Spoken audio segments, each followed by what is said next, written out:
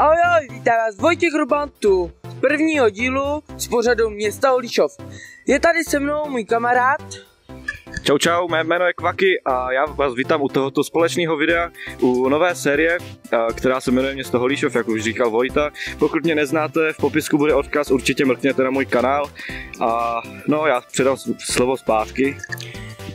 Takže dneska tady máme první díl a samozřejmě kde jinde nezačít než samotné domě dějin Holíšovska, kde se nachází v podstatě všechna historie z dob, kdy Holíšov existoval a vlastně ještě existuje. Takže já si myslím, že to nebudeme prodlužovat a půjdeme na to. Ještě bych vám teda ukázal maskota domu dějin Holíšovska, a to chlapce jménem Johan. Tady ho můžete vidět. No, asi nám nic neřekne. Takže jdeme na to. Nyní se nacházíme v expozici, která se zabývá historií Holíšova.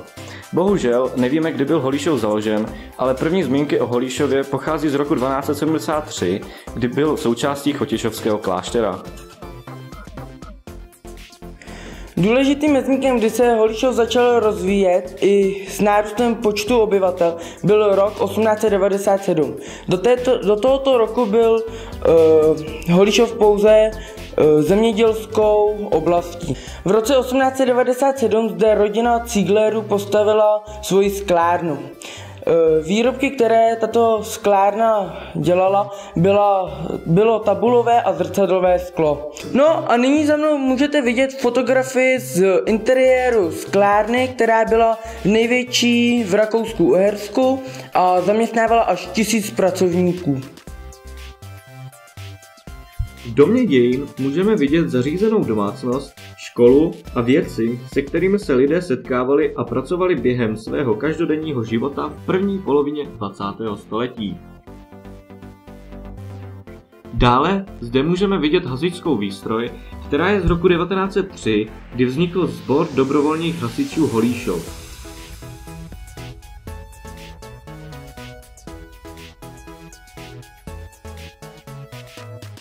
Nyní se přesuneme do expozice, která se věnuje druhou světovou válkou na Holíšovsku. V druhé polovině 30. let, kdy byl v sousedním Německu u moci Hitler, se naše republika rozhodla postavit obrannou linii, která také procházela Holíšovem. Po podepsání Mnichovské dohody byl Holíšov začleněn do Sudet, protože značná část obyvatel se hlásila k německé národnosti. V důsledku hospodářské krize, která vypukla v Československu, musela sklárna uzavřít svůj provoz. A těsně před válkou zde byla na místě sklárny vybudována muniční továrna. Za druhé světové války bylo v Holíšově 6 pracovních táborů, s jejichž příběhy nás spojuje nová naučná stezka Kameny, válečný průmysl v Holíšově. Pokud byste chtěli tuto knížečku, máte ji k dispozici zde v domě dějin. Dále se zde nacházel ženský koncentrační tábor a po mé pravici můžete vidět vězeňský oděv francouzsky Simone Guppy, která v tomto táboře byla vězněna. Koncentrační tábor byl osvobozen 5.5.1945 polskou brigádou Svatokřížskou. Zbytek města byl osvobozen následující den americkou armádou, jejíž součástí byl i 17. střelecký prapor z Belgie. Veteráni z Belgie nás navštěvují každý rok během májových oslav.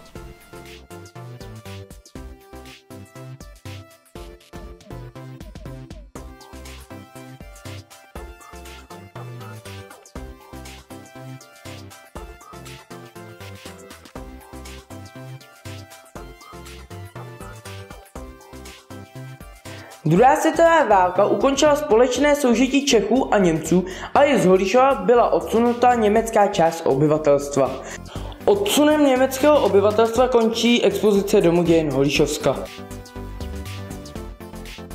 Takže nyní se nacházíme v místnosti, kde dům dějin Holíšovska pořádá během roku různé výstavy. Jak již můžete vidět za mnou, nyní se tady pořádá výstava obrazů od holíšovské malířky Věry Šalom.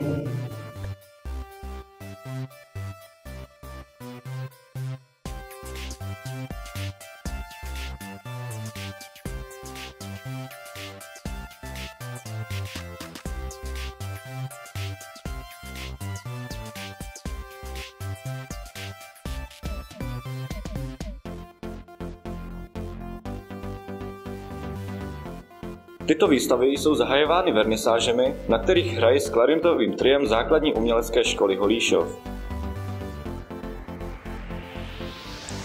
Takže v dnešním díle jsme se dozvěděli něco o historii Holíšova. Zároveň jsme vám ukázali výstavu holíčovské malířky Věry Šalom. Já bych poděkoval Kvakimu, že tady byl se mnou v prvním díle a doufám, že se mnou vydrží i do dalších dílů.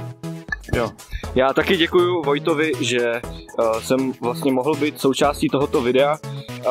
Sice není tak dlouhý, ale to nevadí. Jak jsem říkal na začátku videa, můj kanál bude v popisku videa, takže bych byl strašně rád, kdybyste se tam taky podívali. Jsou tam zajímavé videa, třeba fyzikální pokusy nebo chemické pokusy. Není to jakože škola, nebo že bych tam popisoval něco, co se učíte ve škole, to ne. Jsou to popisy, jsou to videa, a jsou to věci, které se ve škole normálně nenaučíte, takže se tam určitě koukněte a já dávám slovo zpátky Vojtovi. Takže ano, určitě mu dejte odběr, lajky na videa a to samé mě. Pokud jste ještě nenavštívili facebookovou stránku Vojtěch Hruban _ YouTube, dejte tam určitě like, zastavte se, jsou tam všechny mé videa a pokud nemáte odběr na mém YouTube kanálu, tak ho tam rychle dohoďte. A pokud se vám video líbilo, dejte like, po případě ten odběr a těším se s váma u dalšího dílu pořadu Města Holíšov. Ahoj! Ty vole, je to tam!